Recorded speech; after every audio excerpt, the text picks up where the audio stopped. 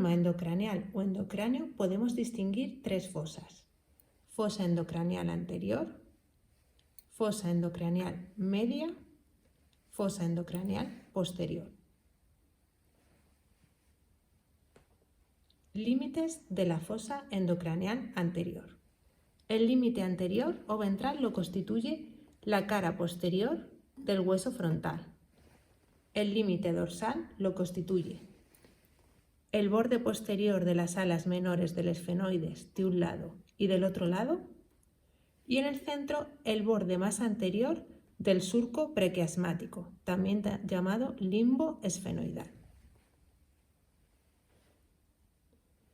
Límites de la fosa endocraneal media. El límite anterior lo constituiría el límite posterior de la fosa endocraneal anterior, es decir, borde posterior de las alas menores del esfenoides de un lado y del otro lado, y borde anterior del surco prequiasmático. El límite posterior de la fosa endocraneal media lo constituyen a ambos lados la parte más superior del peñasco del temporal, concretamente la cresta del peñasco del temporal de un lado y del otro lado. Notemos que en esta cresta está labrado un surco, el surco del seno petroso. En la parte media, el límite posterior de esta fosa endocraneal media lo constituye el dorso de la silla turca. Los límites de la fosa endocraneal posterior son los siguientes: límite anterior, cresta del peñasco del temporal y dorso de la silla turca. Límite posterior, cara interna de la escama del occipital.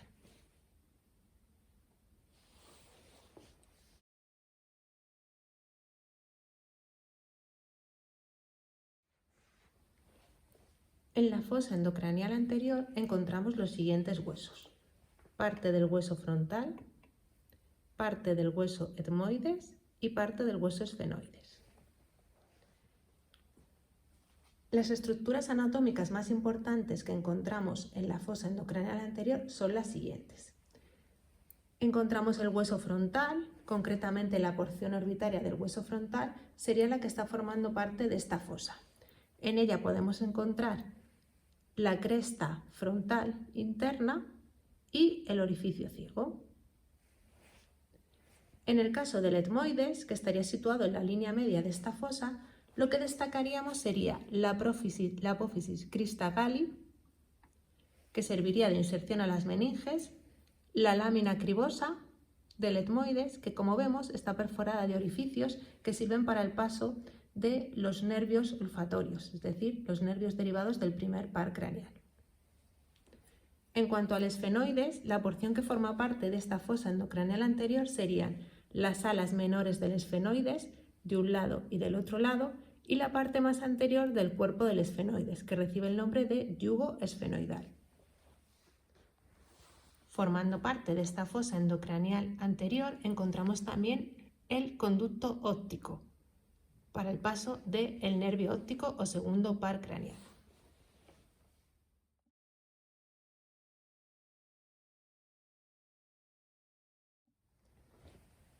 Entre los huesos que componen la fosa endocraneal media destacamos el esfenoides y el hueso temporal. Concretamente del esfenoides observamos las alas mayores del esfenoides y el cuerpo del esfenoides. En el caso del temporal observamos la cara cerebral del peñasco del temporal. En cuanto a los accidentes más importantes de esta fosa endocraneal media, destacaríamos la fisura orbitaria superior o hendidura esfenoidal, situada entre las alas mayores y alas menores del esfenoides. En las alas mayores podemos encontrar tres orificios, que serían el orificio redondo menor o foramen espina, el orificio oval y el orificio redondo mayor. A ambos lados del cuerpo del esfenoides encontramos el surco o seno carotídeo, para el paso de la arteria carótida. En el caso del cuerpo del esfenoides destacaría la parte central, donde tenemos la silla turca o fosa hipofisaria, que serviría para alojar la glándula hipófisis. Esta fosa está limitada por 4 salientes, 2 anteriores y 2 dorsales, que reciben el nombre de apófisis clinoides. Apófisis clinoides anteriores, apófisis clinoides posteriores.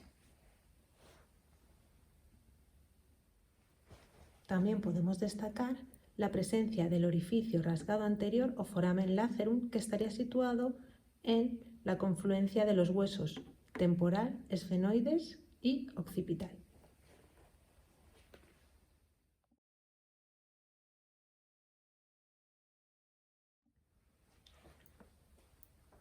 En la fosa endocraneal posterior encontramos principalmente el hueso occipital y también parte del hueso temporal, concretamente la porción cerebelosa del peñasco del temporal.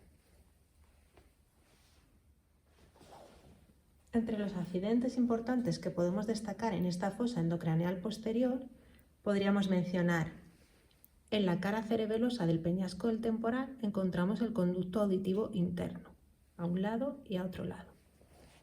Entre los huesos temporal y occipital se forma un orificio que recibe el nombre de orificio rasgado posterior. La parte más posterior de este orificio correspondería a la fosa yugular. La parte más anterior del hueso occipital se va a fusionar con la parte más posterior del cuerpo del esfenoides, formando una estructura que se denomina clivus. Observamos también en el hueso occipital los siguientes accidentes: el orificio magnum, la cresta occipital interna, la protuberancia occipital interna, el surco para el seno transverso, el surco para el seno sagital,